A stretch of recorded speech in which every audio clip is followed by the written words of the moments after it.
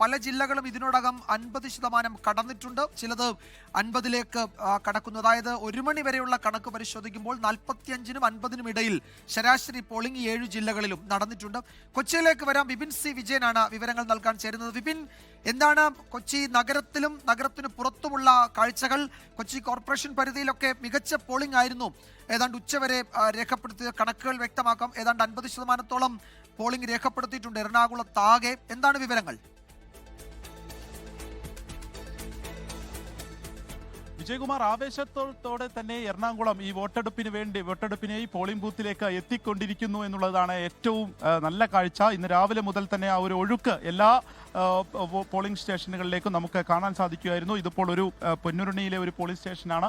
അവിടുത്തെ കാഴ്ചയാണ് ഈ ഉച്ച സമയത്തും ഒരു നീണ്ട നിര എന്ന് തന്നെ പറയാവുന്ന നിലയിലേക്ക് ഇപ്പോൾ വോട്ടർമാർ കാത്തു നിൽക്കുകയാണ്. ഇവിടുത്തെ ഒരു കണക്കുകൾ പരിശോധിക്കുകയാണെങ്കിൽ ഇന്നിപ്പോൾ ഈ തദ്ദേശ തെരഞ്ഞെടുപ്പിന്റെ വോട്ടെടുപ്പ് നടക്കുന്ന 7 ജില്ലകളിൽ ഏറ്റവും മുൻപന്തിയിൽ നിൽക്കുന്ന അതിന്റെ കണക്കുകൾ പ്രകാരം നിൽക്കുന്നതും എറണാകുളമാണ്. ഇവിടെ 50% പിന്നിട്ടിരിക്കുന്നു. നഗരസഭകളിൽ കൂത്താട്ടുകുളമാണ് ഏറ്റവും മുന്നിൽ നിൽക്കുന്നത്. അവിടെ 55%ത്തിലേക്ക് വോട്ടിംഗ് ശതമാനം ഈ ഉച്ച സമയമായപ്പോഴേക്കും കിടക്കുന്നുണ്ട്. ഇപ്പോൾ കഴിഞ്ഞ തവണ ഒരു 75 ആയിരുന്നു ഒരു പൊതു കണക്ക് എന്നുണ്ടെങ്കിൽ ഇപ്രാവശ്യം ഒരു പക്ഷേ അതിന് മുകളിലേക്ക് പോകാനുള്ള ഒരു സാധ്യത നിലനിൽക്കുന്നു എന്നുള്ളതാണ് മുന്നണികളുടെ കണക്കുകൂട്ടൽ.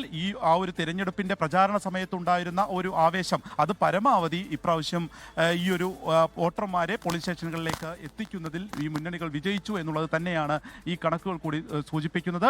പിന്നീട് എടുത്തു പറയാനുള്ളത് ഈ പഞ്ചായത്തും നഗരസഭയിലും കഴിഞ്ഞ തവണത്തേക്ക് പോലെ ഒരു 75%-ന് മുകളിലേക്ക് വോട്ടിംഗ് ശതമാനം പോകുന്നു എന്നുണ്ടെങ്കിൽ പോലും കോർപ്പറേഷനിൽ താരതമ്യേന അത് കുറയുന്നു എന്നുള്ളതാണ് കണക്കുകൾ പറയുന്നത്. ഇപ്പോൾ 2020 കണക്ക് നോക്കുകയാണെങ്കിൽ വെറും 62% മാത്രമായിരുന്നു ഈ കൊച്ചി കോർപ്പറേഷനിലെ കണക്കുള്ളത്. ഇപ്രാവശ്യവും ഇപ്പോൾ പൊതുവെ മറ്റ് നഗരസഭകളെയൊക്കെ വെച്ച് നോക്കുമ്പോൾ അത് 50%-ത്തിലേക്ക് എത്തുമ്പോഴും 42% മാത്രമാണ് ഇപ്പോഴും കൊച്ചി കോർപ്പറേഷനിൽ വോട്ട് ചെയ്തവരുടെ ഒരു കണക്കുള്ളത്. അത് ഇനി വരുന്ന മണിക്കൂറിൽ കൂടും എന്നുള്ള ഒരു പ്രതീക്ഷയാണ് നിലനിൽക്കുന്നത്.